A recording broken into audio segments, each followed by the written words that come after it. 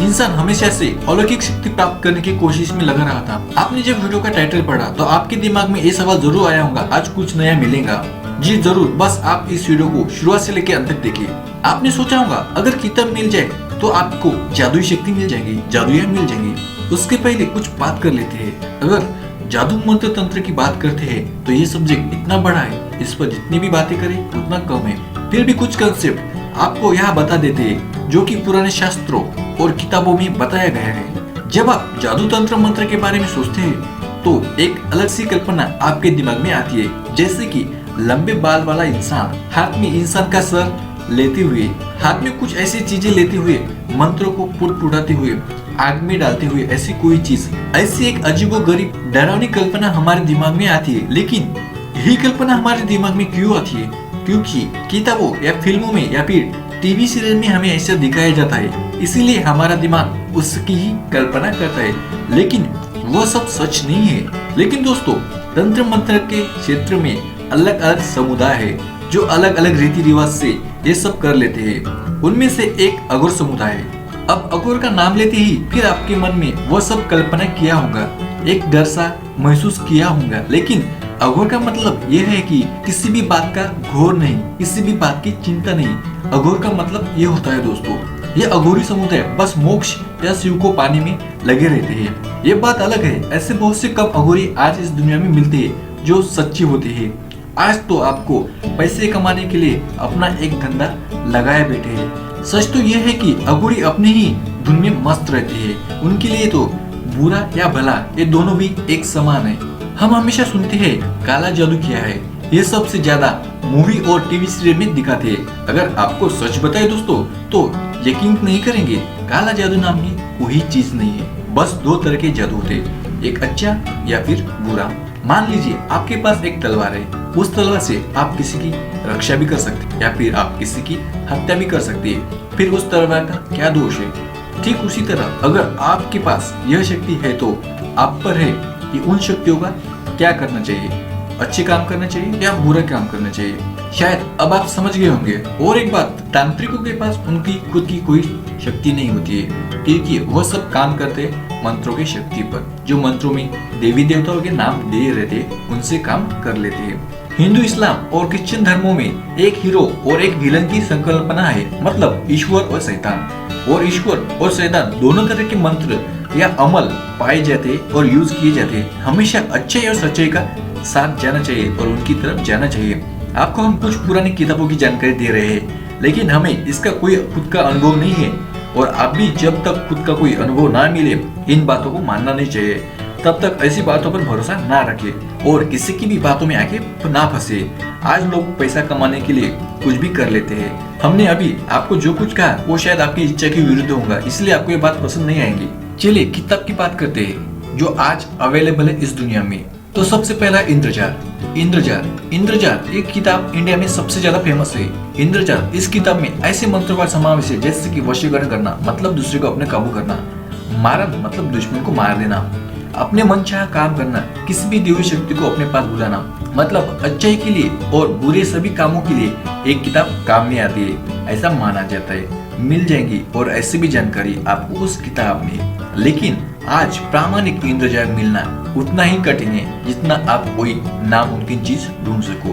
किताब में वैदिक और साबर मंत्र मिलते हैं। वैदिक मंत्र मतलब वैदिक काल में लिखे गए हैं और साबर मंत्र नवनाथों के आने के बाद उनका निर्माण किया गया है।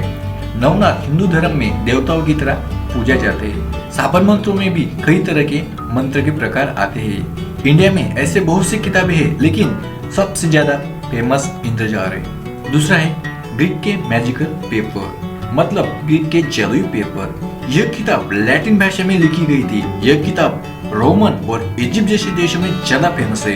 यह किताब में ऐसे मंत्र, ऐसे अमल, ऐसे फार्मूले दिए गए हैं और कुछ यंत्रों और ताबीज की जानकारी।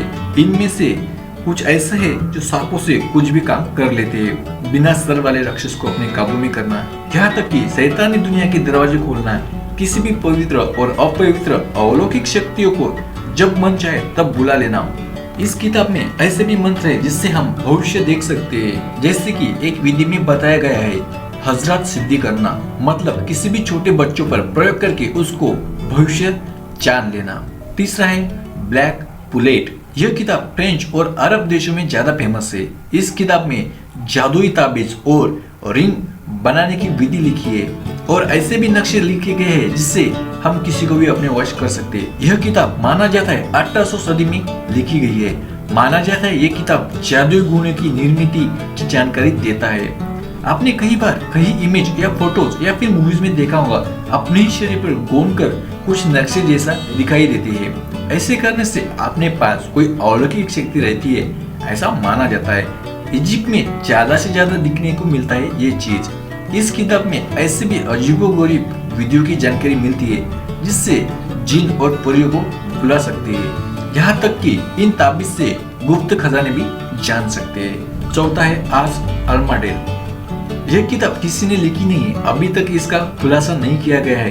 कह सकते हैं कि किसने लिखी गई है, इस बात का कोई पता नहीं है। इस किताब में ऐसे बातों का जिक्र मिलता है, जमीन पर यंत्रों का निर्माण करके दिव्य शक्तियों को अपने पास बुलाना, उनसे मुलाकात करना।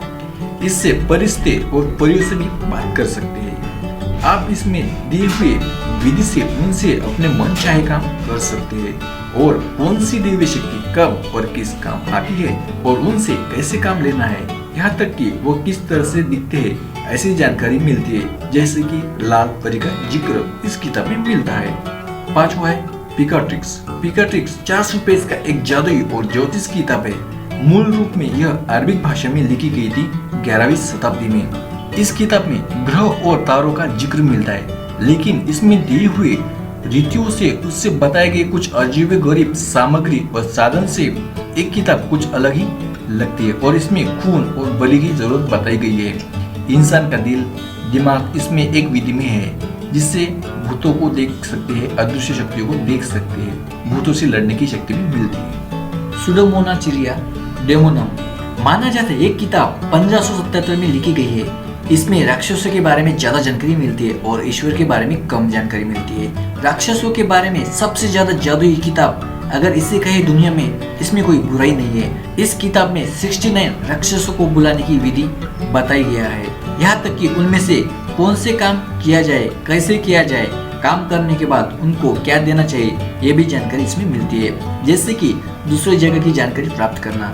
दूसरे की मन की बातें समझ लेना, किसी के भी भूतकाल में झांक लेना, ऐसी विधियां इसमें बताई गई है। लेकिन दोस्तों ये सब किताबें कितनी प्रामाणिक है ये नहीं बता सकते हैं और इन किताबों से ये सब बातें हो सकती है इसका भी कोई अनुभव नहीं है। बस आपको ये जानकारी देने के लिए ये वीडियो बनाया गया है। अगर ऐसे किताबों से ये सब होता था तो आज सबके पास जादुई शक्ति और अलौकिक शक्ति रहती थी। आशा है दोस्तों दी हुई जानकारी आपको पसंद आई होगी। कृपया सब्सक्राइब करके बेल आइकॉन प्रेस कीजिए। आपका धन्यवाद।